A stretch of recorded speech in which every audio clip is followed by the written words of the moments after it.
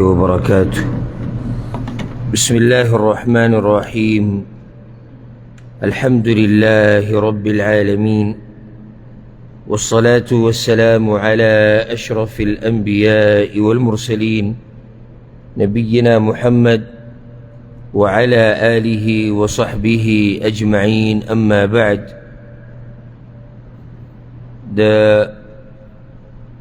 أذكار او د دعاګانو د درسونو دا مبارکه سلسله د الله په توفیق سره روانه وه، او په دې کتاب کې موږ هغه مسله شروع کړې وه یا هغه فصل یا هغه باب چې هغې کې قرآني دعاګانې راوړي دي. کوشش به کوو چې نن انشاءالله د قرآنی دعاګانې دا ختمې کړو، ځکه چې یو څو دعاګانې پاتې دي. او دې کتاب کې دا کومې قرآني دعاګانې چې راوړي دي، نو دعوه دا نه ده چې قرآن کې صرف دغه دعاګانې دي، کیدای شي څه پکې پاتې شوي او انسان چې دی هغه کمزوری دی، خو دا ده چې دا پکې هغه ښکاره او مشهورې دعاګانې دي.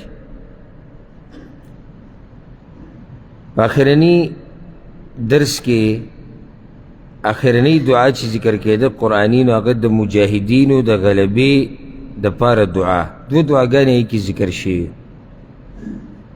د هغې نه بعد یې راوړې دعاوې د ګناهونو د معافۍ او د ناقابل برداشت مصیبتونو نه د خلاصي دعا،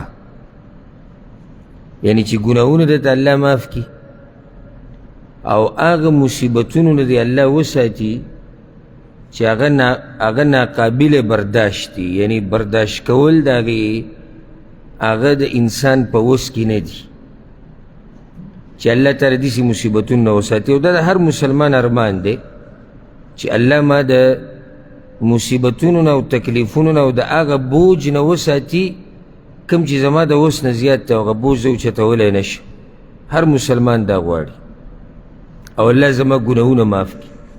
نو د هغې دپاره یو دعا قرآن کې راغلې ده، سورة البقره کې ده، او دا داسې دعا ده چې پیغمبر صلی الله علیه وسلم حدیث کې دا خبره ذکر کړې ده چې د دې دعا باره کې الله دا ویلي دي چې دا ما قبوله کړې ده.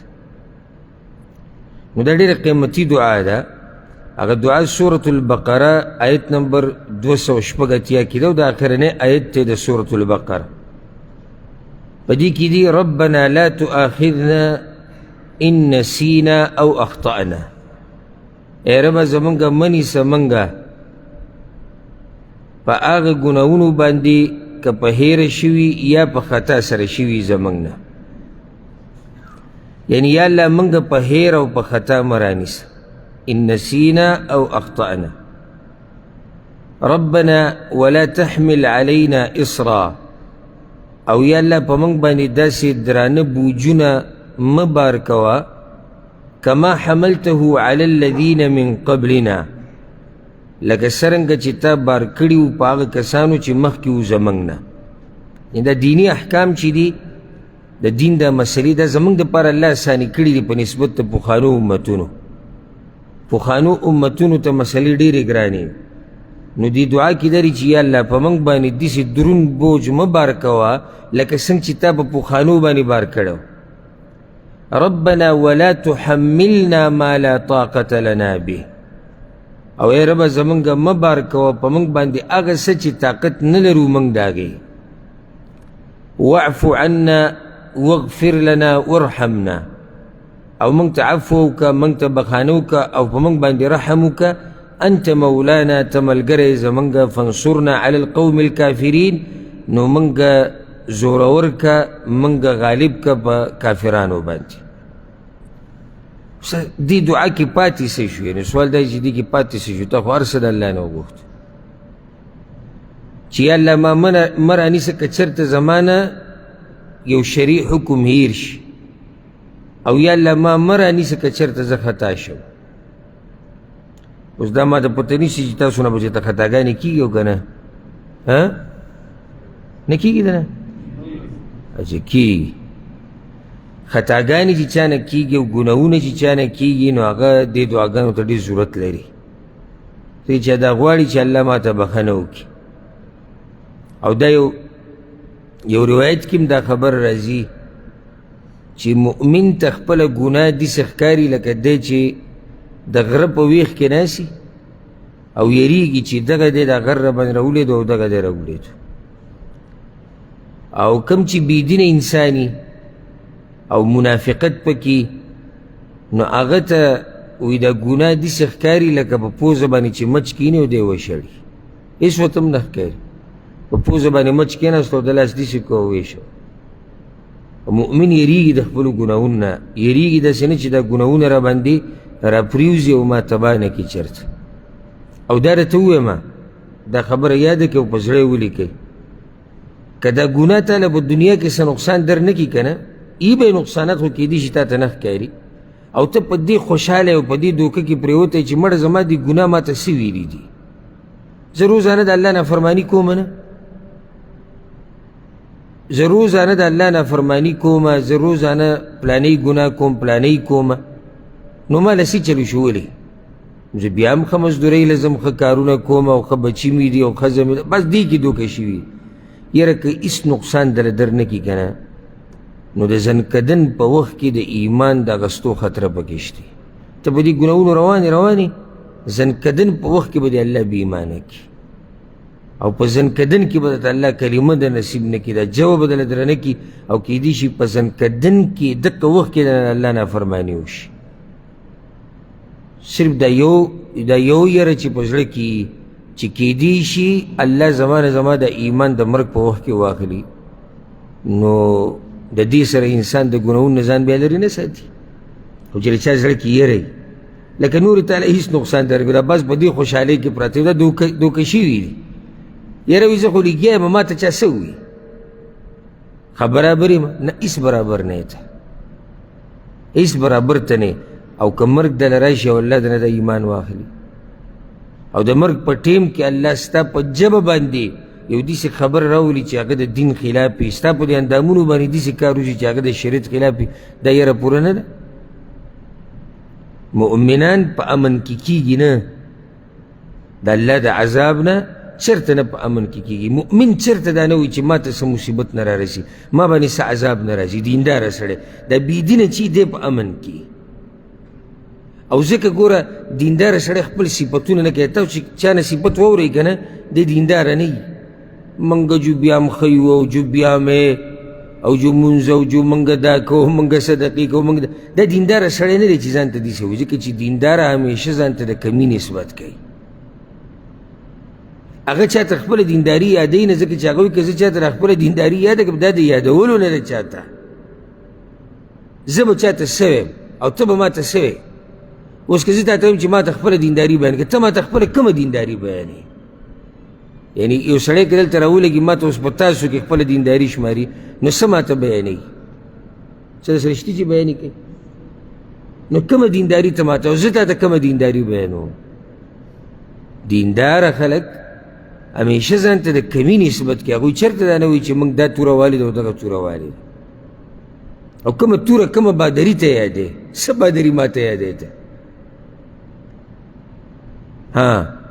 کمزوري ایمانونه والا خپل صفتونه ډېر کوي، موږ دا کړي دي او موږ دغه کړي او چې دا قصو کې لګي دی په امن دی، یعنی په دې سوچ کې دی چې په ما چېرته م عذاب نه راځي او زه یو ډېر رسېدلی سړی یم. نو کوم سړی چې په خپلو ګناهونو باندې یریږي چې یاره دې ګناهونو دلاسې الله ما تباه نه کړي او ما خراب نه کړي، نو هغه دا دعاګانې به یادوي په شوق سره. ربنا لا تؤاخذنا ان نسینا واخطأنا.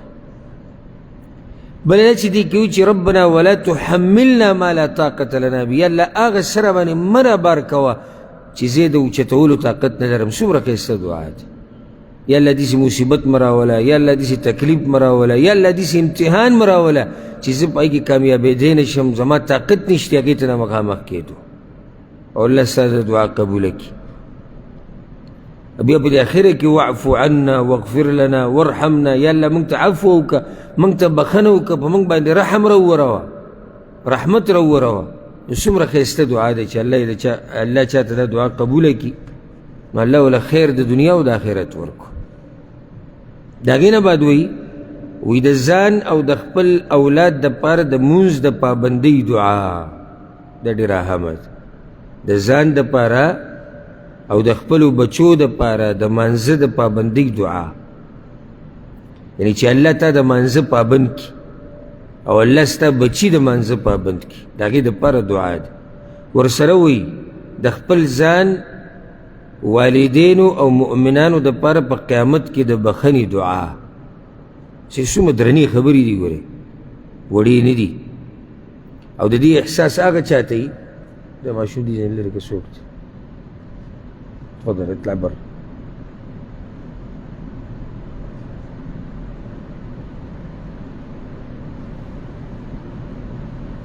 کوم چې د کار دی هغه نه کیني او کوم چې بېکار یې هغه راځي.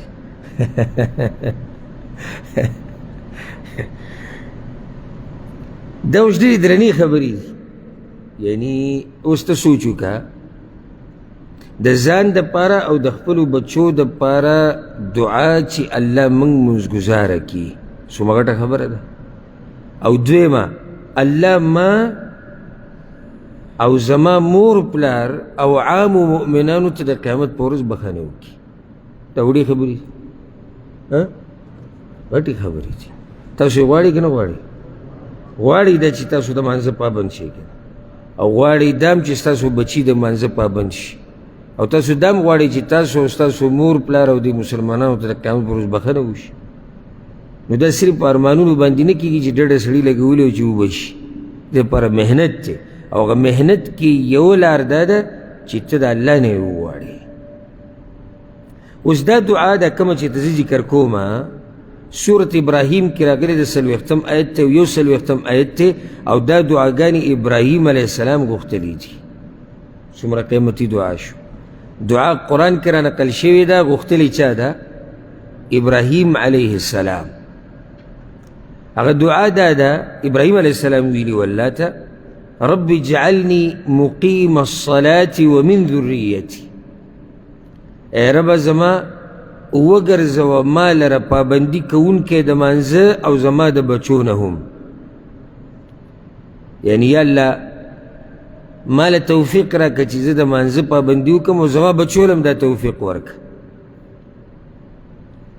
دې نه ثابته شو چې دا مونځ دا د هر پیغمبر په شریعت کې شته.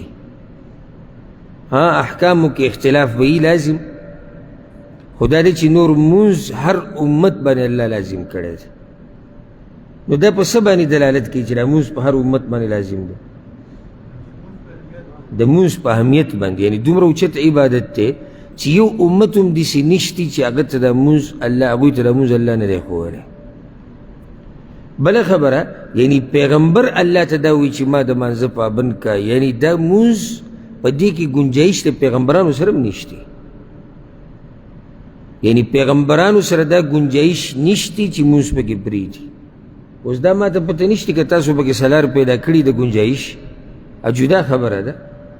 خو پیغمبرانو ته هم گنجایش قرآن او حدیث کې چې څه دي نو د هغې په رڼا کې پیغمبرانو ته هم گنجایش نه و چې هغوی دې دا مونځ پرېږدي. که ورته اخري وخت کې پیغمبر صلی الله علیه وسلم باندې چې د مرګ دا بیماري راغله، مشهوره واقعه د سیرت کې بیان شوې ده چې یعنی پیغمبر صلی الله علیه وسلم ځان له اوبه راوغوښتې د یو څو کوونه، او دا په ما راواړوئ چې زه لږ رابېدار شم. نو چې اوبه به پرې واړولې نو د مانځه تپوس به وکړو خلکو مونځ کړی که نه؟ نه وي یا رسول الله ستاسو انتظار کوي. بیا به بېهوشي راغله، بیا به اوبه ور واړولې، بیا به راپاڅېدو، بیا به بېهوشي راغله. په دې ټول هر څه کې د هغه غم دې سره دی چې دا مونځ کول غواړي. یو سړي باندې چې د مرګ بیماري او داسې سخته بیماري ده چې بېهوشه کېږي پکې، او هغه سره غم دا دی چې دا مونځ د خلکو کړی که نه، اخره کې چې ونه شوه وی ابوبکر صدیق ته ووایه چې امامتي ورکړي، زه به کور کې دلته وکړم. بیا هم پرېښودی نه دی ګورې، یعنې بیا به کوم دا نه شي چې مونځ یې پرېښودو، بیا یې کور کې وکړو. دویمه واقعه، عمر بن خطاب رضی الله عنه، ابو لؤلؤه مجوسي خبیث یو څو ګزاره په چاړه باندې و، د کلمې وله وشلولې، کلمې وله سوری کړي. یو رکات هغه کړی، دویم رکات ته عبدالرحمن بن عوف مخکې شو، خلکو ته امامتي پوره کړه او هغه خلکو ویوړو کور ته. چې کله هوش کې راغی نو دا تپوس یې وکړي خلکو د مانځه سي چل کړی، امیر المؤمنین و خلکو مونځ پوره کړی، ستاسو هغه پاتې دی. هغه یو رکات هغه په هغه وخت کې کړی چې کله کلمې د هغه سوری وي او د هغې نه وینه روانه او په داسې حال کې چې بېهوشه کېدو به هغه یو رکات پوره کړی. او بیا په هغه ټیم کې دا وی د هغه انسان هېڅ برخه په اسلام کې نشته چې څوک مونځ نه کوي. اوس تاسو ما پوه کوي په دې باندې چې پیغمبر صلی الله علیه وسلم باندې د مرګ په بیمارۍ کې بېهوشي راځي او د سره د مانځه غم دی او گنجایش ورته نشته چې پرېږدي. عمر بن خطاب په چړو والی شوی دی، کلمې سوری دي او هغه سره د مانځه غم دی، او زمونږ که معمولي په سر باندې بوج راشي بیا جومات ته نه راشو. یاره وایي نن مې طبیعت ښه نه و، دا پکې نوی عذر راوتی دی. قرآن او حدیث کې خو نشته، خو عذر شتي خلکو سره چې نن مې طبیعت ښه نه و او نن جو لږ مصروفه شو او جو ملګری راغی او جو پلانې شی روان و پلانې روان و. دا پالتو عذرونه حیا هم سړي له نه ورځي. یو نیم سړی که ګناه وکړي نو بیا اقرار هم کوي زما نه ګناه او غلطي هغه شوې ده، نو یو نیم دومره بې حیایي چې بیا هغه خپلو ګناه له پرتوګونه هم جوړوي. نه هغه خو موږ خو ډېر ښه خلک یو، خو دا مسله پکې راله او دا پکې راله او دا پکې راله. نو په تیرو د پاسه تیره ده، ګناه م وکړه او بیا ګناه له عذرونه م ګوره چې دا کار ما دې د لاسه کړی دا ما دې د لاسه کړی. ابراهیم علیه السلام وایي ای ربه زما وګرځوه ما لره پابند مانځه او بچي زما هم. بله فایده د بچو دپاره خلک دا قسمه دعاګانې غواړي، ځکه چې دا خبره یاده که، دا یاده که دا خبره چې کله ستا بچي د مانځه پابند و که نه او د الله حق یې پېژندو نو هغوی به ستا حق هم پېژني، هغوی به د مور حق هم پېژني، هغوی به د هر چا حق پېژني. ځکه چې د الله حق پېژني د الله نه یېرېږي، او چې د الله نه یېرېږي نو دی بیا د الله په لار نیغ رواني. بچو ته الله وښایي او دین ورته وښایي، نور ته بېغمه شه چې الله دې ورته وښو ته هم پېژني او دا مور هم پېژني او دا بچي هم پېژني او دا خویندرونه هم پېژني او دا معاشره او هر څه پېژني. ځکه چا دا خبره لیکلې وه ډېره مزېداره پر نیټ باندې، وایي چې چا باندې کم مور پلار چې بچو باندې بعض بچو باندې داسې وکړي چې ډېر اعلی تعلیمونه پرې وکړي، د هغه نه ډاکټر انجینیر او پروفیسر او څه شی ته جوړ شي، نو بیا هغه سره د مور پلار ورسره ډېر په طریقه خبرې کوي، دی غوسه کېږي او بل وي دی خفه کېږي، حالانکه هغه دی ډاکټر انجینیر او دومره سبقونه پرې ویلي، او چې دین دې ورته وښو که نه نو هغه به تا سره په ارام خبرې کوي. د مور پلار دي چې خبره نه شي رانه چېرته، او چېرته د مور پلار غوسه نه شي، نو چې الله دې ورته وښو بیا ترې بېغمه شه، او چې دین دې ورته وښو بیا ترې بېغمه شه. که چې دین دې ورته وښو نو دین به ورته هر څه وښایي، چې دین ورته تا ور وښو نو دین به هغه ته هر څه وښایي. او چې دین دې ورته نه وي ښوولی که نه او الله دې ورته نه وي ښوولی، والله که سړیتوب په ده کې راشي الا دا که یو سړي باندې الله رحم وکړي داسې شوي دي خو هغه نادرا دي لږ دي چې مور پلار ورته نه دی ښوولی او هغه خپل یو الله ورله توفیق ورکړی ده الله ورته نیغه لاره ښوولی، خو هغه لږ دي. نور چې کور کې تربیت برابر ونه شي نو دی اکثر چې دی په ګډو وډو سري. د بچو دپاره به دا دعاګانې غواړي چې الله زما بچي د مانځه پابند وګرځوه. اکثر دا مسافر دي ځینې رینګو کې نو تپوس دې کوي سکول ته تللی وي او که نه وي، او پټي ته تللی وي او که نه وي، واښه راوړې او که د وښو پورې تپوس دې وکړي واښه راوړې که نه، او څنګه هغه پټی م واړو او که نه، او کت او پلانې بر لږ دا تپوس وکړي وکړه چې ته جومات ته ځې که نه، ته منزل ځې، ته الله پېژنې، ته پیغمبر پېژنې، ته د ګیرې د څه حال د ګیره وړه کړې خو یې نه ده که نه، ګیره خو یې لرې کړې نه ده که نه، څنګه د چا سره کښېنې پاسې دا معلومات تیم لږ کوه، او که دا معلومات دې کول که نه دا بچی به دې په مستقبل کې د سترګو د یخوالی سبب وګرځي، او پټي ته ځې او دیاړۍ له ځې او هلته ځي او دلته ځي، دا تپوسونه تاله فایده نه درکړي، دا وختي طور خبرې دي. وختي طور که یو 100 روپۍ در راوړېږي ته به ترې خوشحاله یې او که دا روپۍ بندې شو نو بیا دې څه بیا ته خفه یې، ځکه چې هغه ټوله قصه د دنیا روانه وه. نو د بچو د مانځه ډېر خیال ساتئ. راولئ یې ځان سره کم ملګرو سره چې بچي دي کلیو کې علاقو کې، هغوی ته دا نصیحت دی. دلته که چا سره خپل بچیان سره د وړوکوالي نه په جوماتونو کې عادت کوئ، د وړوکوالي نه جومات ته راولئ، مانځلی راولئ. پرېږده چې دی وګوري دا خلک چې سړي په کوم ځای کې مونځ کوي او سړي څنګه مونځ کوي. نو مونځ کوي نه او که کوي نو ورته وایي د مور سره یې کوه. هغه بیا ټول عمر له جومات نه پټېږي. لکه ډېر پکې داسې شتي موږ کې ډېرې شتي جومات ته نه راځي، نو هغو ته وړوکوالي کې هم دا ویلی شوي دي چې ته د چا سره مونځ کوه، په مور سره دې مونځ کوه. نو هغه اکثر کور کې کړی بیا په هغه باندې عادت شوی. راولئ کور ته، او چې کومه ماشومه ده جنۍ ده هغې ته وایه مور سره ودرېږه، مونځ به کوې، راپاڅوئ سهار منځله، او ته بیا وینې چې کور کې برکت څنګه راځي. ځینې د عربو دا ماشومانان وینم که نه سهار مانځه کې او په دې لاره را رواني، زه یې وینم داسې ټالۍ وهي غریب او راپاڅولی رالېږلی. دا مور پلار هغه مور پلار دي چې په دې بچو باندې خفه کېږي چې دی په وړوکوالي کې سهار مانځه ته راپاسي او ټالۍ وهي را روان دی، او اکثر پکې هلته مانځه کې چې دی جټکه مټکه وهي ویده پروت وي. سوچ وکړه چې دا ماشوم به په روان وخت کې څومره کامیابېږي. او ځکه امام احمد بن حنبل رحمه الله وایي امام دی، ګوره الله ته هسې امام نه دی جوړ کړی.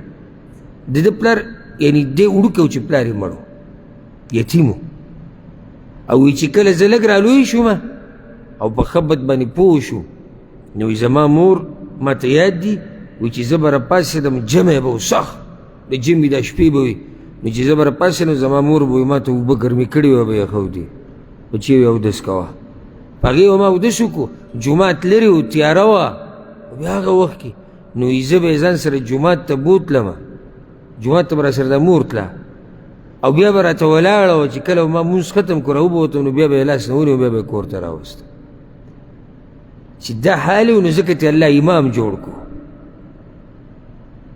وړوکی ماشوم په جمعې کې راپاڅوه او بیا یې جومات ته بوزه او زنانه، او بیا ورته د جومات ته بهر انتظار کوو چې مونځ ختم کړي بیا یې کور ته راوله. تربیت دې ته وایي. او موږ دا 13 کالو سړي ته چې لاس ترې نه چاپېره کېږي د سټ نه، هغه ته د مانځري شو ویل دا غریب ستړی دی او غریب، او نن یې هسې هم د سکول چوټي ده. دې ته وګوره نن هسې د سکول چوټي، او نن یې د کار هم چوټي ده وایي. یعنې موږ که مونځ کوو نو او که کوو نو کله یې کوو چې کله سکول ته ځو او یا مزدورۍ له ځو. که مزدوري نه وه سکول نه و بیا نو دا خو د الله دپاره هم نه شو، که د الله دپاره وي بیا خو سړی په هر ټایم کې کوي. نو دا ډېره قیمتي دعا ده. ربنا وتقبل دعا، ای ربه زمونږ او ته قبوله که دعا. وره ما تاسو ته انسان که ډېر څه دغه وکړي خو کوتاهي پکې پکار ده چې د عنوان کې دا خبره لیکلی وې چې د مانځه د پابندۍ دپاره دعا او د دعا د قبلېدو دپاره دعا، ځکه چې دا پکې هم دننه راغلی. ربنا وتقبل دعا، اے ربا زما یا اے ربا زمونږ او ته قبوله که دعا. ربنا اغفر لي ولوالدي، اے ربا زمونږ بخښنه وکړې ما ته او زما مور او پلار ته، وللمؤمنین او ټولو مؤمنانو ته، یوم یقوم الحساب، په هغه ورځ چې قایم بشي حساب کتاب. نو سوال دا دی چې پاتې څه شو؟ څه پکې پاتې شو؟ څومره ښایسته دعا ده. یا الله ما د مانځه پابند که، زما بچي د مانځه پابند که، او یا الله زما دعاګانې قبولې که، یا الله وبخه ما او زما مور پلار او ټول مؤمنان په هغه ورځ چې کله به دا ټول خلک تا ته حساب کتاب دپاره ودرېږي. نو دا دعا د ابراهیم علیه السلام دی او الله را نقل کړې د قرآن کې. نو ډېره قیمتي دعا ده، یاد یې کوئ، وایي هر وخت د الله نه یې غواړئ. د هغې نه بعد وی د دین د دعوت او د تبلیغ نه مخکې دعا. لکه یو سړی دی هغه دعوت کوي یا تبلیغ کوي، د هغې نه مخکې دا دعا که د الله نه وغواړي نو ډېر اعلی کار به وکړي. دا دعا دا کومه چې اوس به ذکر کېږي دا سورة طه کې ده 15 آیت نه 8 پورې. او دا دعا ګوره موسی علیه السلام غوښتلې وه چې کله الله موسی علیه السلام ته ووایي چې ته به ځې فرعون ته به دعوت کې او فرعون سرکشي کړې ده، نو په هغه وخت کې موسی علیه السلام د الله نه د یو څو خبرې غوښتلې وې. نو داعي چې د دین دعوت کوي او تبلیغ کوي او پوهه یې په دین باندې، دا ورسره یاده کوي دا خبره، ځکه چې دعوت به څوک کوي چې په دغه کم سے کم په دغه خبره پوه دا کومه چې بیانوي کم سے کم. لکه اوس که عالم نه دی علم نه دی کړی او عام پوهه ورسره نشتي، خو دا کومه خبره چې بیانوي چې د دې درسره څه وي د دې علم درسره وي. تبلیغ او دعوت د هر چا کار نه دی. بعض زمونږ باره کې وایي دوی تبلیغ نه منکر دي. نو زه ورته دا وایم دا زه څه کومه، دا زما څه کار دی؟ د تبلیغ سخکري خو دا تبلیغ دی که نه، خلکو ته د الله دین بیانول. موږ د تبلیغ نه منکر نه یو، موږ په تبلیغ باندې دومره مین یو چې خیال یې ساتو. او خیال ساتلي دا دي چې دا وایو چې ای وروره که څه دله نه درځي نو په تبلیغ کې ګوتې مه وهه. نو زه پې مین شوم که دغه پې مین شو؟ موږ پې مین شو، موږ یې خیال ساتو. یو سړی تا ته دا وایي چې وروره راځه تبلیغ له، ته ورته یې ماله څه نه راځي، ماله خپل مونځ هم نه راځي، راځه مړه وي څه خو به بیانې که نه. ها بل تا ته دا وایي چې نه اول خپله اصلاح وکړه، اول خپله اصلاح وکړه. او که بیا درته څه یاد شو نو هغه څه چې درته یاد دي فقط دغه نورو مسلمانانو ته ورسوه، په نورو خبرو کې به ګوتې نه وایي. په دې کې کم یو په تبلیغ باندې مین دی؟ دا اولنی که دا دویم؟ دا دویم. ولې پې مین دی؟ قدر دی ورسره چې د تبلیغ دی آسان کار خو نه دی. هر سړی لګیا ته خیال هم کړی، هر سړی لګیا یو څه وایي. زه یو پیر کلي کې د کور نه راووتم، نو د بازار کې ډېر داسې یو دکان سره داسې دا خلک راجمع شو، ما چې ګوره څه چل دی، زه م ورښکاره شو مخکینۍ خبره. نو اوس یو کس لګیا دی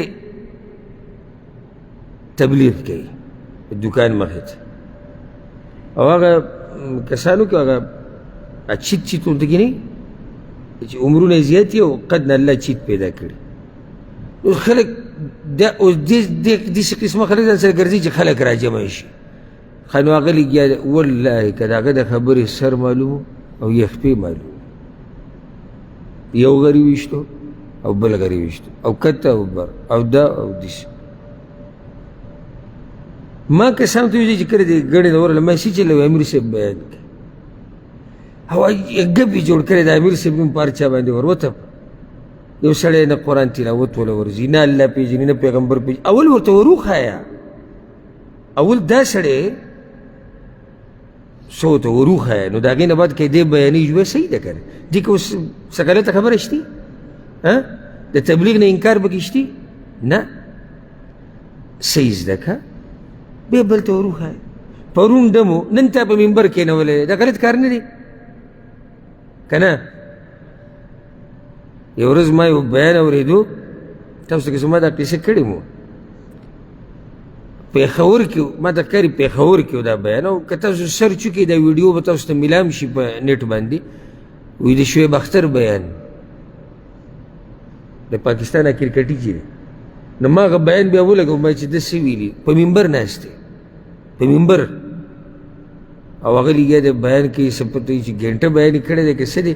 او په ټول بیان کې دا دی موږ فلاني ملک ته تللي نو هلته به موږ کرکټ داسې کوو، نو ګوره بیا موږ کامیاب شو. ولې؟ ځکه چې اخلاص پکې وو، موږ به بال داسې ویشتو، موږ بیټ داسې تاو، لاندې ورته غټو غټو ګیرو والا ناست دي بیان اوري. ظلم نه دی؟ زیاتې نه دی؟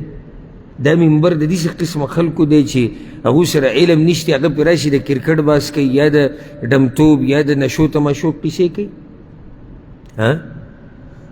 غیرت خو به د منبر هم پکار دی که نه؟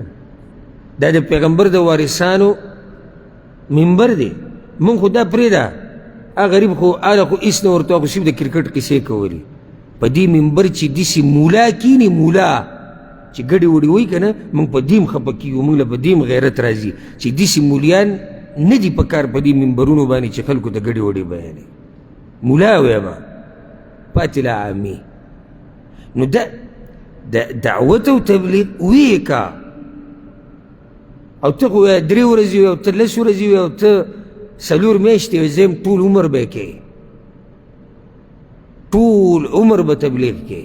تبلیغ دپاره خاص وخت نشته، هر وخت به تبلیغ کوې، خو صرف دا خبره پکې یاده که قرآن کې دي علی بصیرة، تبلیغ به کوې خو د علم په رڼا کې چې کوم راته پته ده هغه بیانه کړه. زمونږ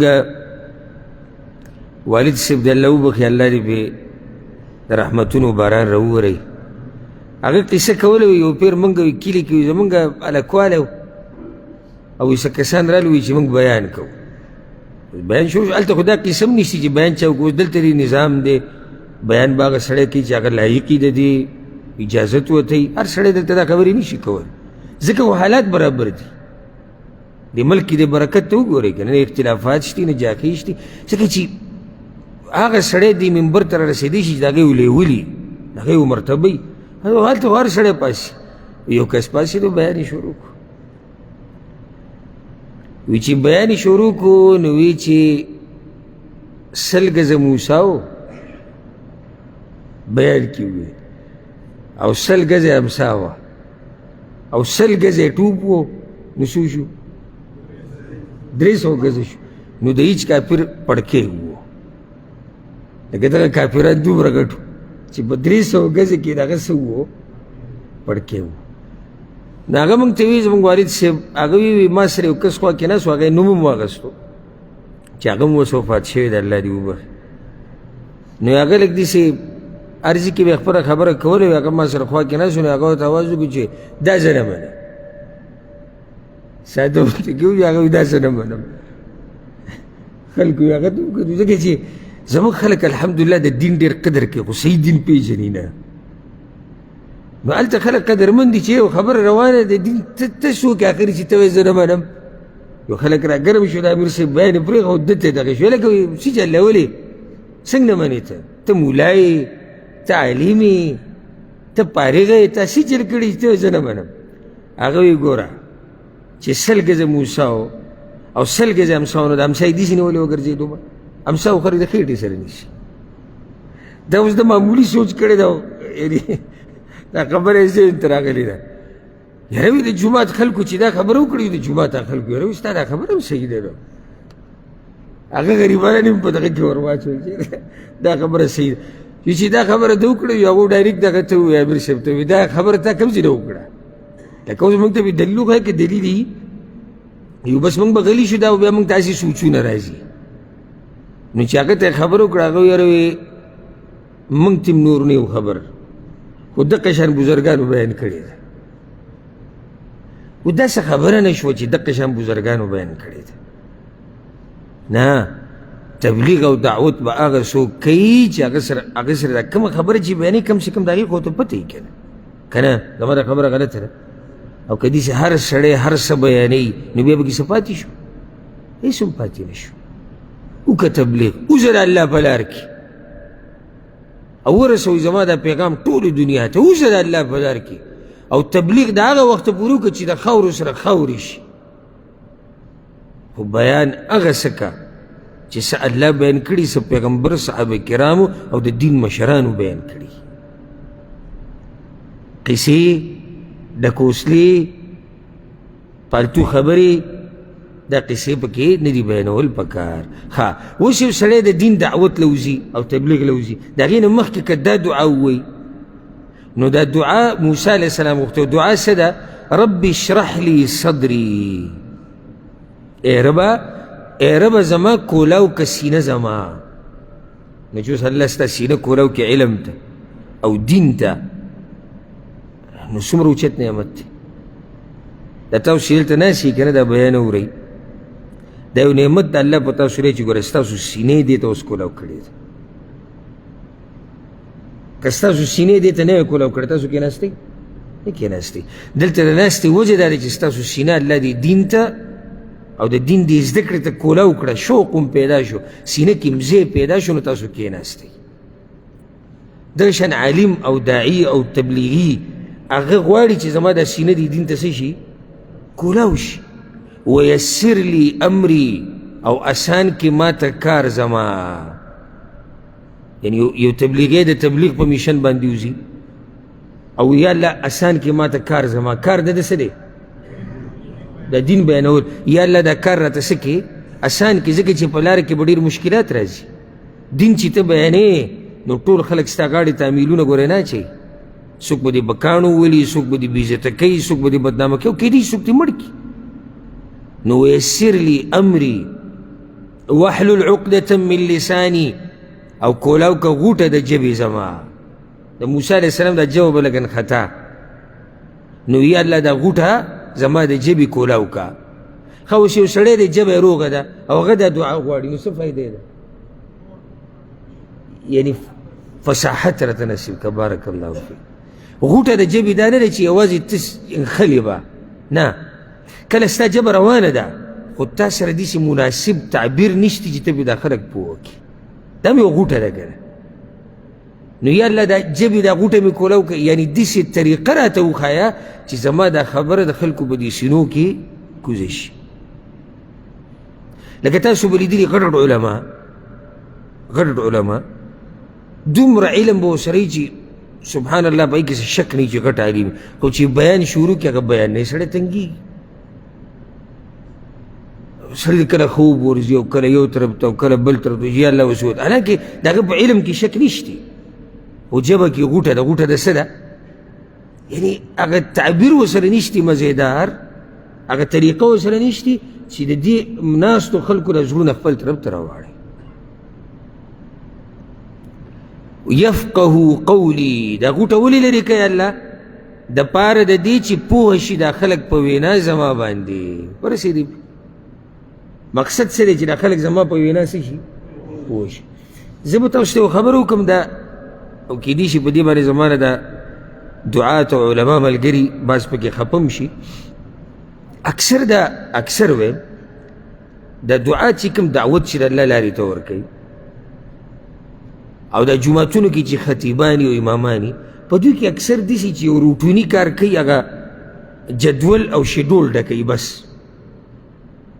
لکه تاسې چې لکو تېر شوي جمعه ما خطبه کړې ده، اتوار په ورځ ما بیان کړی، د جمعرات په ورځ ما ګش لګولی، د جمعې په ورځ بیا ما خطبه کړې، بیا ما دا خبرې دي د سره بس، چې یعنې دا کار دا دغه پوره کول غواړي چې ما دا کار کړم. ما دا نه، د ده دې سره کار نشته چې دا ما چې دا څه کړي دي دې کې خلکو ته فایده میلاو شوې ده او که نه ده.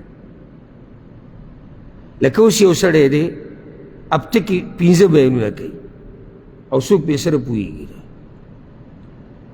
او یو کس دی په هفته کې یو بیان کوي او چې څه بیانوي دا خلک پرې پوهېږي، عوام، علما، ښځې، سړي، د کوم یو دا فایده مند دی؟ دا یو بیان چې کوي. ځکه چې مقصد څه دی؟ د خلکو پوه کول دي. مقصد دا نه دی چې زه په دې منبر باندې کښېنم او خپلې خبرې وکړم. زه خو په خپله په دې خپلو خبرو باندې پوه یم، خو زه خو تاسو پوه کول غواړم. نو چې تاسو زه پوه نه کړم نو زه دلته ناسته یم بیا. او ځکه داسې عالم په دې سخت خفه کېږي چې د ده په خبره څوک پوه نه شي. او داسې عالم اکثر د خلکو نه تپوسونه کوي، ما څه وویې؟ لکه ته ولې راشه کښېنه، پوه شه چې دی غواړي چې دا خلک څه شي؟ پوه شي. هغه بل لا شي، ان الحمد لله نحمده ونستعینه ونستغفره، او اخر یو ګنټه بیان وکړو، چاته نه ګوري او نو ته دا پته شته چې څوک وده دی، څوک ویښ دی، څوک راغلی نه دی راغلی. وصلی الله وسلم علی نبی، او بیان ختم شو. خالی ځای ډک شو، خالی ځای ډک شو. څه شي ځای ډک شو؟ بیان وشو او خلک هم راغلي او واه واه، او جومات هم ډک و. راشه مولوي صاحب، تا دې خلکو ته چې یو ګنټه تقریر وکړو، دا خلک ستا په دې خبره پوه شوي؟ یاره دغې سره زموږ څه کار دی؟ موږ خپل کار وکړو. نه، زما او ستا کار دا دی بیان دپاره د دې چې خلک پوه شي. ته بیان پیریانو ته کې، یعنې که زه اوس دلته کښېنم او د عربۍ اصطلاحات شروع کړم، عربۍ اصطلاحات شروع کړم او ګران او الحمدلله ښه ډېر راله راځي، بلکې الحمدلله موږ د علم ټول په عربۍ کې کړی، دلته هم کړی. او زه اوس د عربۍ اصطلاحات شروع کړم او دا داسې او دا داسې او دا داسې او دا داسې، او په اخره کې به ځان ته خوشحاله شم چې وګوره ما یعنې څنګه کار وکړو.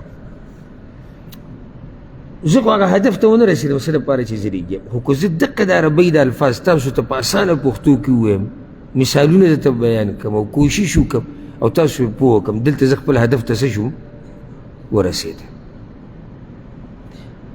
ما ته یو ورځ یو کس دا ووایي هغه سره د دې پښتو د ژبې ډېر غم و، الله دې ول اجر ورکړي. ما ته وایي چې شیخ صاحب لکه ستا په دې پښتو کې بعض الفاظ داسې ته استعمالوي چې هغه د پښتو نه دي. نو هغه ته ما دا ووایم دا ما ته هم پته ده، دا په دې عربۍ ژبه کې هم داسې شته بعض الفاظ داسې چې هغه د دې ژبې نه دي، خو د استعمال د لاسه داسې شي لکه دې ژبه کې چې وي. لکه اوس ګوره دا هسې یو مثال پیله درکړم، د عرب دلته دي دوی موټر ته موتر وایي، موتر ورته وایي که نه؟ نو دا موتر په عربۍ کې شته، دا خو د انګلیس ټکی دی، خو دوی دومره استعمال کو چې له منډه عربي ته جوړه شوه. تر شاید زموږ پښتنو بعض الفاظ داسې استعمال کړو چې هغه بس پښتو کې عام استعمالېږي.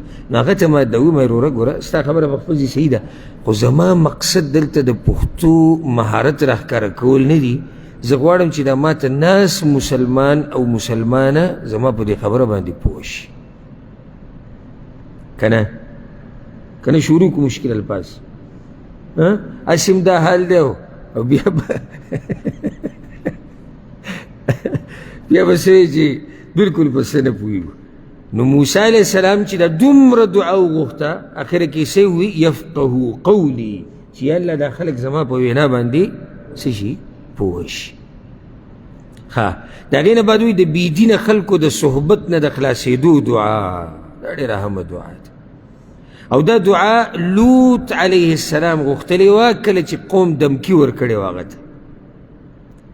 ګوره بد ملګری چې سړی څومره تباه کوي که نه، دومره بل شی نه تباه کوي. ښه بد ملګری دوه قسمه دی، یو دشمن زموږ پیری شیطان دی، او یو هغه شیطان دی چې په انسانانو کې دی. کوم یو خطرناک دی؟ د انسانانو ده. بل خو به ته ذکر وکړي، الله به یاد کړي، اودس به وکړي، وبس غلي د دې یو سره به څه کوي، خوا کې چې ته ناست دی د ده سره به څه کوي چې تا د الله د دین نه منع کوي. مړه زه خیر دی وې ځواني ده وې ځان دې بوډا جوړ کړو بس دی. ولې دا دین یوازې بس دلته دی؟ او ولې نور څوک نشته چې یوازې ته دینداري کوې او ته دا کوې او ته دغه کوې؟ نو د بد ملګري نه ځان ساتل پکار دي. او په دې باندې الحمدلله زما یو بیان شته هغه به لازم واورئ او میلاویږي هم په نیټ کې مو ملګرو سره هم نیک ملګری او بد ملګری. دا دعا څه د سورة الشعراء کې ده رب نجني واهلي مما يعملون، ای ربه زما خلاص کما او زما اهل د هغه عمل نه چې دوی یې کوي. د هغه د قوم څه عملو؟ هلکانو سره فحاشي کول، نور به کوم ګناهونو. نو یا الله ما بچ که، ما خلاص که، ما وساته، ما په امن کې که، ما په حفاظت کې که، او زما بچي او زما کور والا د هغه کار نه چې دا خلک یې کوي. نو چې ته دا دعا وغواړې بد ملګری دی، یا الله ما د دې ملګري نه خلاص که، د ده د دې عمل نه ما لرې ساته، او الله ستا د دعا قبوله کړي. ها د هغې نه بعد د هر قسم فتنې نه د بچاو د پاره دعا، هر قسم فتنه. دا دعا چې کومه ده، دا چې کومه ذکر کیږي، دا دعا ابراهیم علیه السلام او د هغه نیکانو ملګرو غوښتلې وه. ربنا علیک توکلنا، ای ربه زمونږ موږ په تا باندې ځان سپارلی دی، و الیک انبنا او خاص تا ته موږ به درګرځو، و الیک المصیر او خاص تا ته درګرځېدل دي په قیامت کې. که دا ورسره وم نه ویسه خبره نه ده. ربنا لا تجعلنا فتنة للذین کفروا، ای ربه زمونږه مه ګرځوه موږه ازمایش د پاره د کافرانو. نو دوی به ازمایش شي د کافرانو دپاره او کافران به دوی دپاره ازمایش شي، ځکه چې هغوی به دوی ته تکلیفونه ورکوي، په دوی به فتنې راولي، دوی له به عذابونه ورکوي. نو دا یو امتحان دی که نه. واغفر لنا ربنا، او ای ربه بخنه وکړه، او زمونږ ربه بخنه وکړه موږ ته، انک انت العزیز الحکیم، یقینا ته زورور او حکمتونه والی. د هغې نه بعد د دشمن د مکر او فریب نه د بچاو د پاره دعا. یعنی یو سړی یریږي چې یاره زما په خلاف چا څه چل جوړ کړی دی، شکي دی او ما ته به څه نقصان را رسي. یعنی حالات یې داسې حالاتو نه اندازه ولګوله چې زما خلاف څه پروپیګنډه جوړېږي او خلکو څه چل ول جوړ کړی دی زما د ګیرولو دپاره، زما د بدنامولو دپاره، زما د خرابولو دپاره. او دا ووایي نو دا ډېر ښایسته ذکر دی. هغه څه قرآن کې دی سورت غافر آیت 4 کې وافوض امري الى الله، او سپارم کار خپل الله ته. ان الله بصیر بالعباد که دا ورسره ویم خبرې نشتي، بېشکه الله لیدونکی دی بندګانو خپلو لره. اوس یو سړی دا وایي یعنی یره کې دی چې د خلکو که زما خلاف څه چل جوړ کړی دی، او ده دا وایي چې وافوض امري الى الله، زه خپله خبره سپارم چاته؟ الله ته. نو خلک به تا ته نقصان در ورسوي چې ته خپله خبره الله ته وسپارې، خو بس تا خو سم کار وکړو. وافوض امري الى الله، زه خپل کار خپله خبره دا ما الله ته وسپارله. چې الله ته دې وسپارله بېغمه شه، الله ته چې دې خپله خبره وسپارله او په الله دې توکل وکړو بیا بېغمه شه. الیس الله بکاف عبده، الله په قرآن کې ویلي الله د خپل بنده دپاره کافي نه دی. چې الله د سره ملګرتیا کوي که نه الله دې ملګری شي. د دې دنیا د طاقتونه، د مالداران، د سیاستدانان، د زورور، د ډاکوان، د بدماشان او چې څوک یادې چې دا ټول را جمع شي که نه نو ستا د دې بدن نه یو ویښته نشي ویستی چې څو پورې الله نه یې غوښتلي. او چې دا ټول را جمع شي او تاله زره برابر فایده در کول غواړي نو تاله فایده نشي در کولی مګر دا که الله وغواړي. د هغې نه بعد وایي د دنیا او د آخرت د خیر غوښتلو دعا، دا ډېره ناشنا دعا ده. د دنیا او د آخرت خیر تاسې غواړئ که نه غواړئ؟ یعنی کم خیر؟ پلانې خیر، دا خیر، نه نه نه، د دنیا او د آخرت خیر. چې څه خیر په دنیا کې دی هغه غوښتل او چې څه خیر په آخرت کې دی هغه غوښتل. هغه دعا سورة البقره کې ده، آیت نمبر دی 201. او دا الله د نیکانو بندگانو دعا را نقل کړې ده چې نیکان مؤمنان دا قسمه دعا غواړي. څه وایي؟ ربنا آتنا فی الدنیا حسنه، ای ربه زمونږه راکې مونږ ته په دنیا کې خیر، وفي الآخرة حسنه، او په آخرت کې خیر، وقنا عذاب النار، او بچ کې مونږ د اور د عذاب نه. اوس دې کې پاتې څه شو؟ یو خبره پکې راوباسي چا پاتې شي؟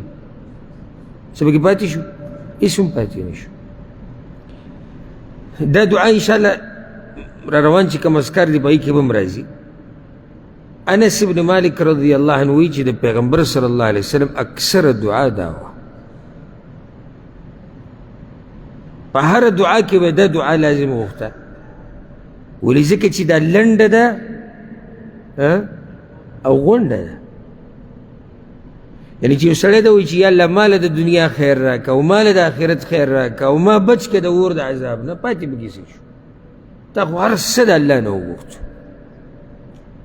او دا دعا په دې کې موږ ته کړې ده. یو دعا دا چې زموږ کې مشهوره ده، اکثرو ته یاده ده.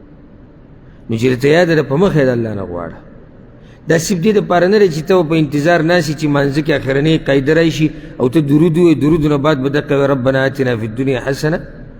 نه، په مخه دا دعا د الله نه غواړه، په سجده کې، په منځه په اخرنۍ قاعده کې، د اذان نه بعد، باران چې وریږي، په تهجدو کې، هر ټیم دا دعا د الله نه غواړه.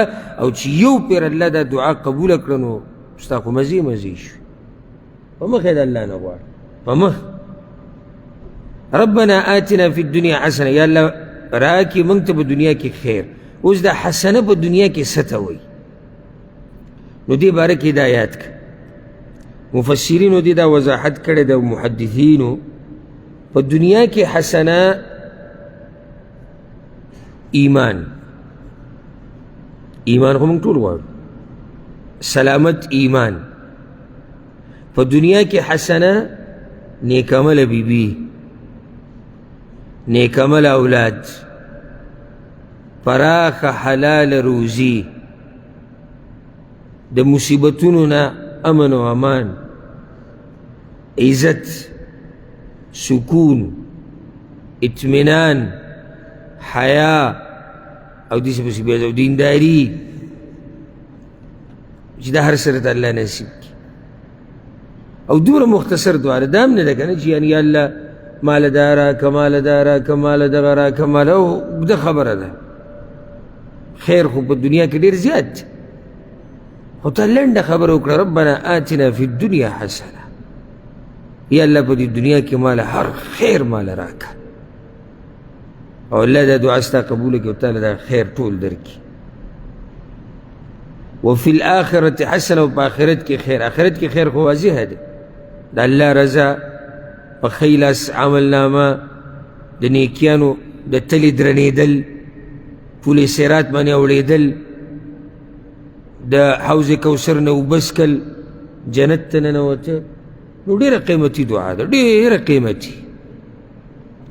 او یاده ده اکثرو مسلمانانو ته، لکه داسې نه چې یادول غواړي، اکثرو مسلمانانو ته څه ده؟ یاده ده. نو دا دعا د الله نه ډېره غواړي. ښه،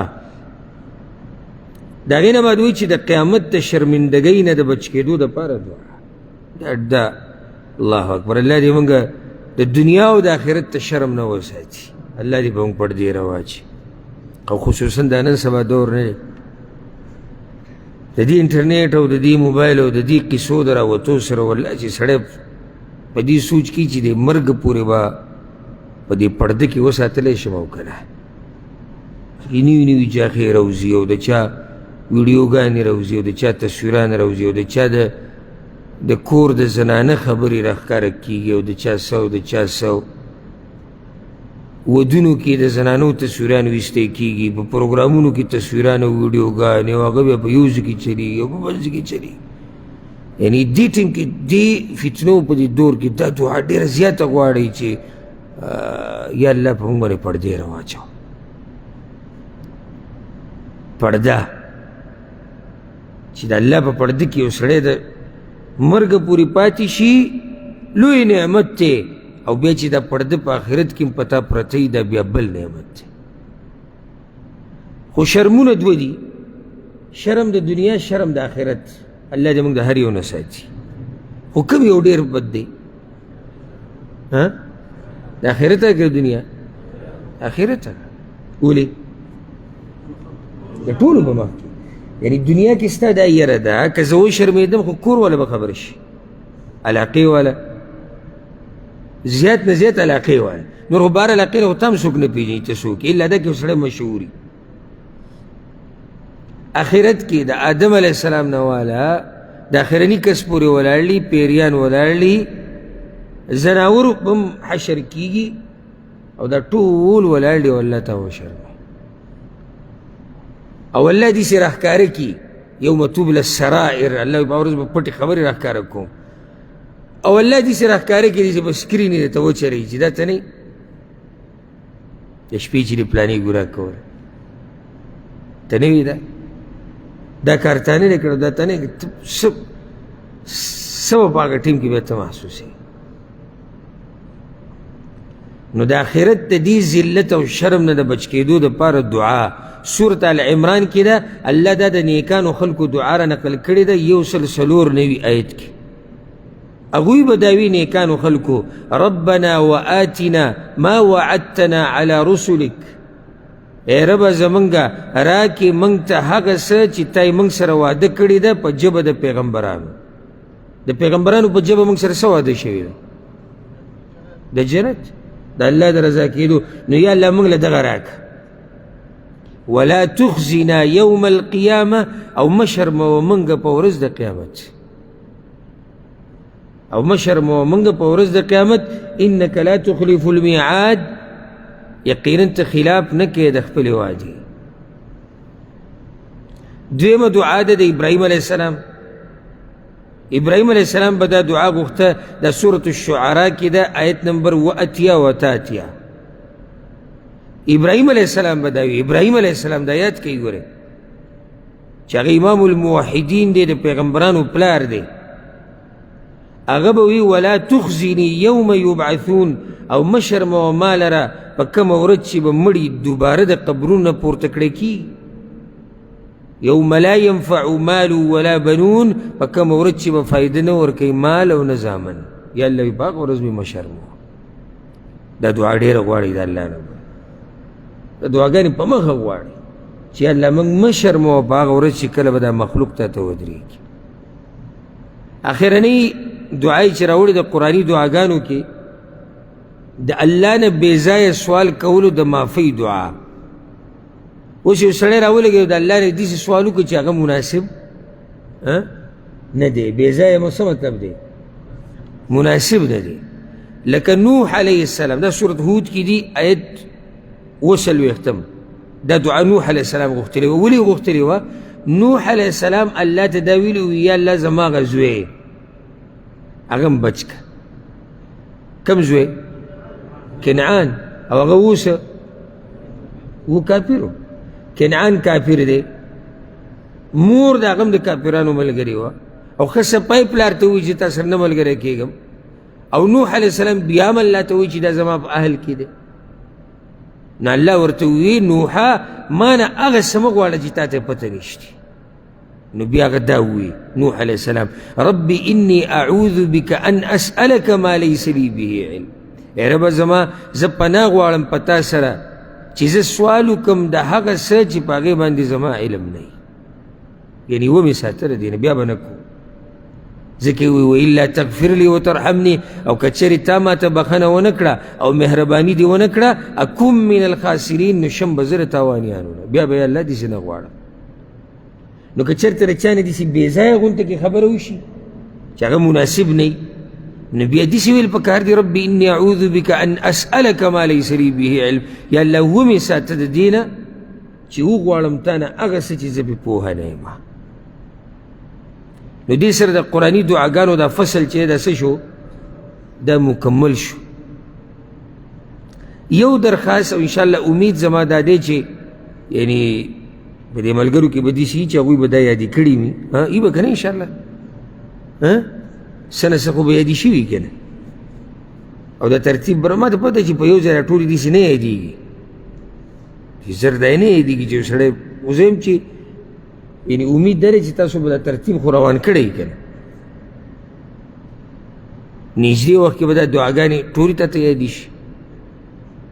نو انشاءالله را روان درس کې به دا دعاګانې موږ د ملګرو نه اورو د درس نه بعد.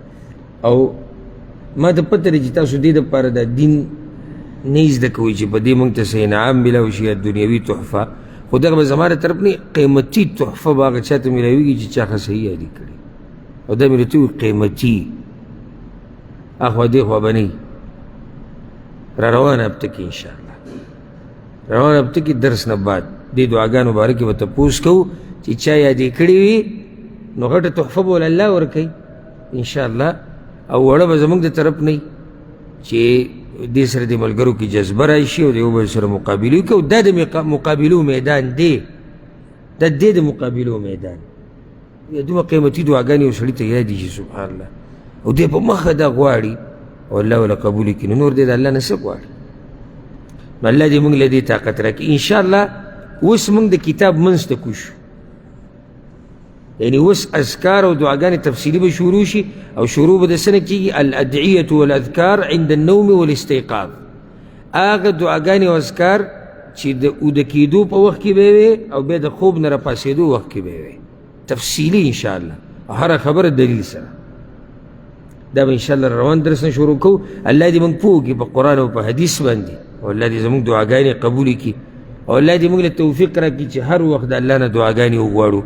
هذا والله أعلم، وصلى الله وسلم على نبينا محمد وعلى آله وصحبه أجمعين.